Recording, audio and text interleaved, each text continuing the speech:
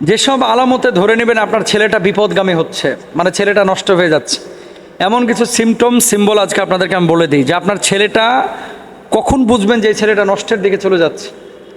এই আলামতগুলো একটু খেয়াল করবেন ইনশাআল্লাহ। কারণ আপনার জীবনে আপনার মূল অ্যাসেট হচ্ছে আপনার সন্তান। আপনার জীবনে মূল সম্পদই হচ্ছে আপনার সন্তান। সন্তান যদি ভালো থাকে এই সন্তান আপনাকে জান্নাত পর্যন্ত নেবে। সন্তান যদি খারাপ হয়ে যায় এই সন্তান কিন্তু আপনাকে জাহান্নামেও নিতে পারে। এই জন্য কিছু বিষয়ে বাপ মাকে, মানে প্যারেন্টিং, এটা আপনাকে বুঝতে হবে। সন্তান কখন ভালো হচ্ছে কখন খারাপ হচ্ছে এগুলো যদি আপনি বুঝতে না পারেন আপনার সন্তানকে আপনি নিয়ন্ত্রণ করতে পারবেন না। আল্লাহ সুবহানাহু ওয়া তাআলা কি বলছেন? ইয়া আইয়ুহাল্লাযীনা আমানু কু আনফুসাকুম ওয়া আহলিকুম নারা। নিজেরা জাহান্নামের আগুন থেকে বাঁচো, পরিবারকে জাহান্নামের আগুন থেকে বাঁচাও। সন্তান আল্লাহ তাআলা আপনার কাছে আমানত রেখেছেন।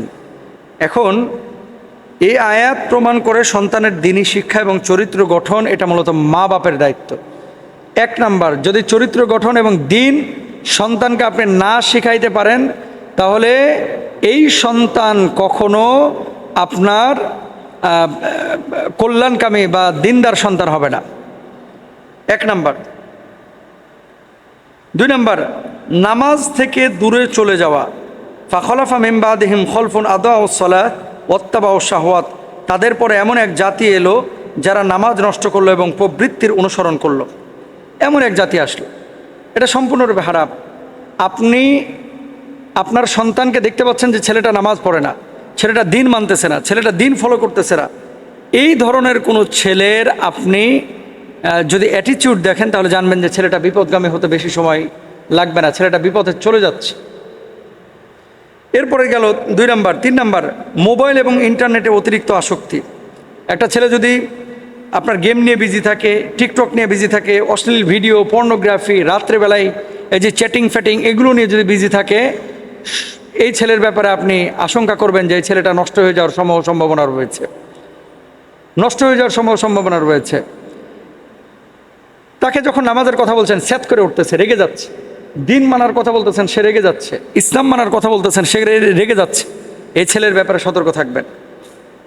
এরপরে চার নাম্বার, হঠাৎ রেগে যায় এবং একাকী সে চলাচল পছন্দ করে, একাকিত্ব সে খুব বেশি পছন্দ করছে।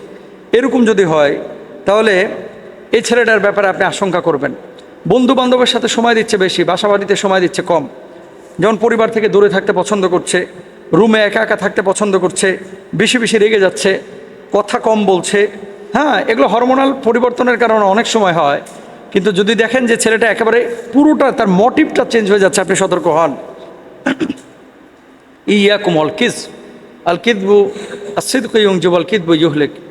মিথ্যা মানুষকে ধ্বংস করে, সত্য মানুষকে মুক্তি দেয়। যদি ছেলেটা বেশি বেশি মিথ্যা কথা বলে জেনে নেবেন যে ছেলেটা ধ্বংসের দিকে চলে যাচ্ছে। পরিবারকে সম্মান না করা। ফালা তাকুল্লাহুমা উফ। আল্লাহ তাআলা বাপ মার সামনে উফ শব্দ, মানে এমন কোনো আচরণ করতে না করেছেন যেটার কারণে বাপ মা কষ্ট পায়।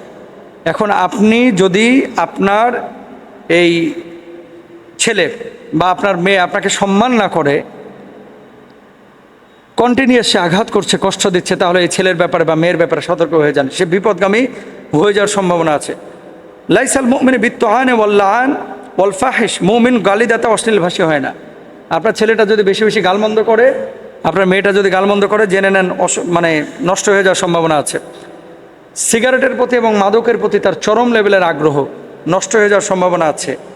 রাত জাগা এবং রাত করে বাড়ি ফেরা, সন্দেহজনক আচরণ, এগুলোতে বাচ্চা কাচ্চা নষ্ট হয় বেশি। পড়াশোনার প্রতি অনীহা, গান বাজনা, অশ্লীল কন্টেন্টের প্রতি আসক্তি, ইসলামী পরিবেশ অপছন্দ করা, এগুলো অপছন্দ করছে। ধরে নিতে পারেন ছেলেটা আপনার নষ্ট হয়ে যাওয়ার সম্ভাবনা আছে। এই জন্য কী করতে হবে? বাপ মাকে ওগুলো বুঝতে হবে, বোঝার পরে নিজে ওরকম একটা পরিবেশ তাকে দিতে হবে ছোট থেকেই। যদি দিতে না পারেন তাহলে এগুলো ধ্বংসের মধ্যে আপনার ছেলে পড়ে যেতে পারে, আপনার ছেলেটা বিপদগামী হতে পারে, আপনার ছেলেটা বিপথে চলে যেতে পারে। এজন্য ছোট থেকেই কাঁচাই না নোয়াইলে বাস পাকলে করে ঠাস ঠাস। প্রত্যেকটা বাপ মার উচিত ছোট থেকে বাচ্চাদেরকে এইভাবে টেক কেয়ার করা। আল্লাহ বুঝদান করুক, আমিন।